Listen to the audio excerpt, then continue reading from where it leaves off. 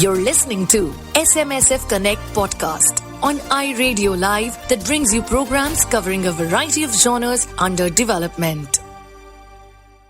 Hello and welcome to SMSF Connect podcast, in which we begin a new series focusing on promoting gender at workplace. I, Pooja Murada, and I, Aarti Grover, we represent the Outreach for Development team at SM Sehgal Foundation, a rural development NGO, and we will be hosting conversation on this very important topic. Let us begin by sharing a little about this podcast series. Since gender and women empowerment is a cross-cutting theme across SM Sehgal Foundation's programs in rural development, we thought bringing in expert voices on the theme and sharing good practices will not only be a learning for us, but will also benefit many civil society organizations who strive for promoting gender equality in their organization. In today's podcast, we look at understanding gender and gendering, and also see how we can have gender-inclusive approach at the workplace. Aarti, would you also share who's our next expert? Yes, our next expert is Smruti Sudha. Smruti has been working on rights-based issues in the field of development for the last 7 years.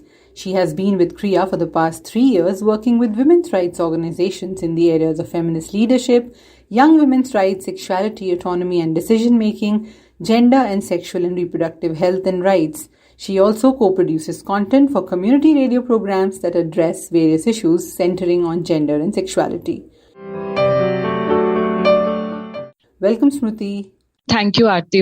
अब अपनी चर्चा को हम आगे बढ़ाते हैं और अपने एक्सपर्ट से जानते हैं थोड़ा और डिटेल में कि जब हम जेंडर की अपने काम की जगह पे, अपने वर्क प्लेस में बात करते हैं तो उसको समझने के लिए स्मृति, I'll have you with us.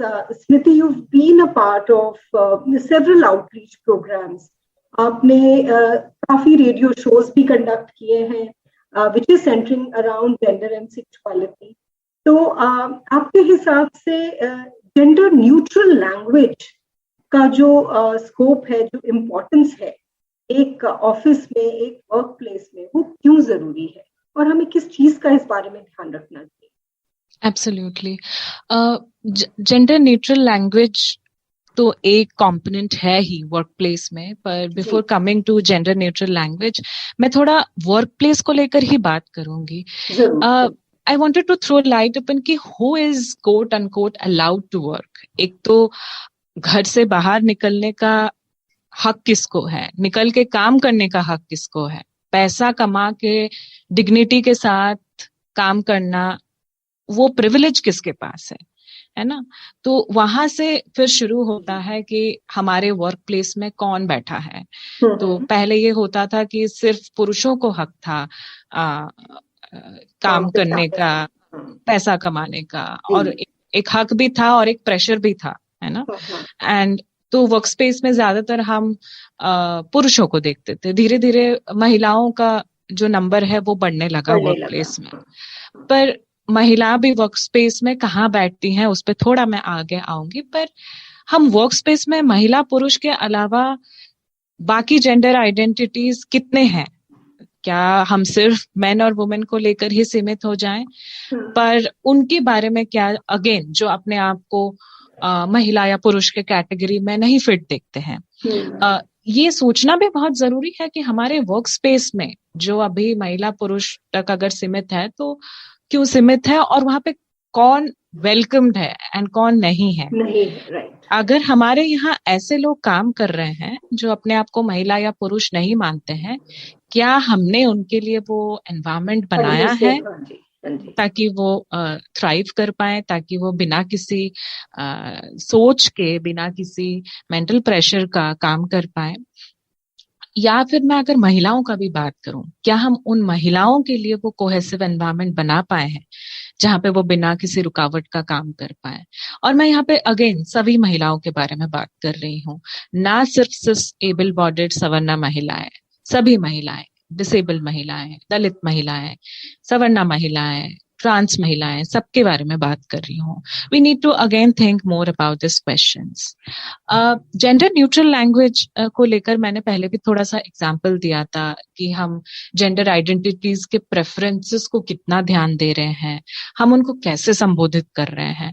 और जब हम इस प्रेफरेंसेस पर ध्यान देते हैं, जब हम उनके संबोधन को लेकर सीरियसली सोचते हैं और उसको इम्प्लीमेंट करते हैं, तब हम सिर्फ उनके राइट्स को असर्ट नहीं कर रहे हैं, पर संस्था में जो पावर सेंटर होके रह जाता है एक ग्रुप ऑफ पीपल को, उसको भी कहीं ना कहीं हम हिला रहे हैं, तोड़ रहे हैं.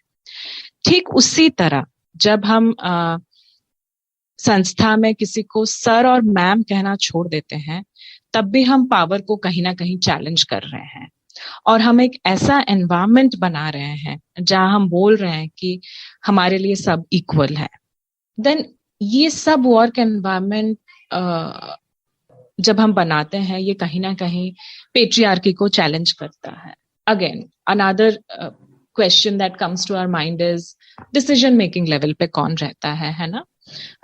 जब हम एक टीम के लिए डिसीजन ले रहे हैं तो उस डिसीजन मेकिंग बॉडी पे कौन है. जब हम संस्था में महिलाओं के लिए कोई डिसीजन ले रहे हैं, क्या उस डिसीजन मेकिंग बॉडी में महिलाएं मौजूद हैं. हम देखते हैं कि कई महिलाएं घर में नॉर्म्स को तोड़ते हुए, पेट्रियार्की को चैलेंज करते हुए घर से बाहर निकल के काम करने आ जाती हैं.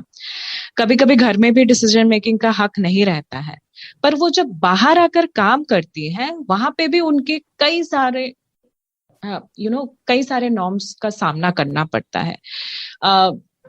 काम पे आना एक आजादी होता है उनके लिए, पर अगर वहां पे भी इसी तरह के पेट्रियार्कल नॉर्म्स का सामना करना पड़े, फिर वो एक अलग तरीके का कॉम्प्लिकेटेड सिचुएशन हो जाता है. मैं एक छोटा सा एग्जांपल दूंगी यहाँ पे. मैं एक संस्था के साथ ट्रेनिंग कर रही थी. बॉम्बे का एक संस्था है, यंग लोगों के साथ काम करता है, और हम बॉडीज को लेकर बात कर रहे थे, बॉडीली ऑटोनॉमी को लेकर बात कर रहे थे. तब एक युवा महिला ने मेरे साथ शेयर किया कि अब हम ऑफिस, आप तो बॉडी को लेकर इतना बात कर रही हैं, पर अब हम जब ऑफिस में आते हैं तो हमारे लिए तो ड्रेस कोड है. हम शॉर्ट्स पहन के नहीं आ सकते, हम एक तरीके का कपड़ा पहन के नहीं आ सकते. हमारे लिए तय कर दिया गया है कि हम क्या पहन के आएंगे. और वो डिसीजन हमने नहीं लिया है, वो किसी और ने लिया है, और उस डिसीजन मेकिंग बॉडी में कोई लड़की या महिला नहीं थी. इस सिचुएशन में अगर मैं उस युवा महिला का बैकग्राउंड आपको थोड़ा बताऊं, वो युवा महिला एक अर्बन स्लम में रहती थी. वो अपने घर में लड़ाई करके काम पे आती थी. और उसके लिए काम पे आना एक तरीके का आजादी था. अगर काम पे भी हम लोग आके उसके चॉइसेस को लिमिट करेंगे, उसके चॉइसेस पे कंट्रोल करेंगे, तो उसका फ्रस्ट्रेशन बढ़ेगा. उसका तो मूलभूत हक भी नहीं है यहाँ पे. अभी शालिनी ने भी शेयर किया ना पंचायत को लेकर कि महिलाएं कहाँ पे हैं. एक तो जो उन्होंने शेयर किया कि महिला चुनकर भी आकर उनको उतना इम्पोर्टेंस नहीं दिया जाता था. वो बस for the sake of signature, just for the sake of a nominal head उनको रख दिया जाता था, पर उनकी बात नहीं सुनी जाती थी. थोड़ा सा और इस एक्सपीरियंसेस को बढ़ाते हुए बोलूंगी कि जब तक पंचायत में आप महिलाओं के इश्यूज को नहीं सुनेंगे, वो इश्यूज को आप इम्पोर्टेंस नहीं देंगे, उसको नकार देंगे, तब तक वो कंड्यूसिव एनवायरनमेंट नहीं बनेगा. हम लोग जब यूपी, बिहार और झारखंड में महिलाओं के साथ उनके फेमिनिस्ट लीडरशिप को लेकर काम किए, जो महिलाएं पंचायत में चुनकर आ रही थी, तब धीरे धीरे वो महिलाओं के इश्यूज को लेकर बात करना शुरू की. पहले पहले नहीं सुना जाता था. पहले पहले वही नल, सड़क, पानी, ये योजना, यही सब को लेकर बातें. पर जब महिलाएं ज्यादा नंबर में आने लगी और वो बात करने लगी, महिलाओं के साथ हो रही हिंसा को लेकर बात करने लगी, लड़कियां आने लगी, अपने फुटबॉल फील्ड को लेकर डिमांड करने लगी, और कैसे उनके फुटबॉल फील्ड में लड़के ही खेलते थे, लड़कियों को कोई एक्सेस ही नहीं मिलता था. कैसे लड़कियां अपने जब वो पब्लिक स्पेसेस में जाती थी, मान लीजिए मार्केट में जा रही है, वहां पे वो कुछ प्रॉब्लम्स फेस कर रही हैं, वहां पे अपने चॉइसेस के कपड़े पहन के नहीं जा रही हैं. ये सब चीजों को लेकर जब सामने आने लगी पंचायत में, तब उनकी बात सुनने लगे लोग, एंड धीरे धीरे करके ये इश्यूज बढ़ने लगे और ज्यादा से ज्यादा लोग पंचायत मीटिंग्स में, ज्यादा से ज्यादा महिलाएं और लड़कियां पंचायत मीटिंग्स में भाग लेने लगी। बस भाग लेने तक सीमित नहीं रही। ये भी एक अच्छा हुआ कि जो इलेक्टेड वुमेन रिप्रेजेंटेटिव्स थी, जो पंचायत से चुन के महिलाएं गई थी, वो जब ब्लॉक लेवल मीटिंग्स में जाती थी, वो भी इन इश्यूज को लेकर वहां तक जाती थी और वो रेगुलरली फॉलो अप करने लगे, हमारे इश्यूज अभी तक क्यों नहीं एड्रेस हुए हैं। तो ये एनवायरमेंट बन गया वहां पे उनके लिए, ताकि वो अपने इश्यूज उठा पाए, वो अपने चीजों को लेकर बात करने लगी, सिर्फ सड़क, नल, पानी तक सीमित नहीं रहे। इसीलिए मुझे लगता है कि just for the sake of including women in decision making position, let's not take that initiative. ये प्रोसेस को हम कितना इंक्लूसिव बना पाए, ये सोचना जरूरी है। उनकी कैपेसिटीज को देखना जरूरी है, वो क्या चैलेंजेस फेस कर रहे हैं उसको देखना जरूरी है, और ये सारे इश्यूज को हम कितना इंपॉर्टेंस और वेटेज दे रहे हैं, इसको भी देखना जरूरी है। ये सारे जो पितृसत्ता के आउटकम्स हैं, हम कहाँ पे चैलेंज कर रहे हैं वर्क स्पेस में, और सिर्फ अर्बन वर्क स्पेस की मैं नहीं बात कर रही हूँ, हर तरीके का वर्क स्पेस में हम कैसे चैलेंज कर रहे हैं, और महिलाओं को डिसीजन मेकिंग बॉडीज में किस लेवल पे इंक्लूड कर रहे हैं, वो देखना थोड़ा जरूरी है। बिल्कुल बिल्कुल। Thank you. This was really insightful. Listeners, stay tuned as there's more coming up in the next podcast. Thank you for being with us. Stay tuned for more. You can also listen to these podcasts on Spotify, Apple, and Google.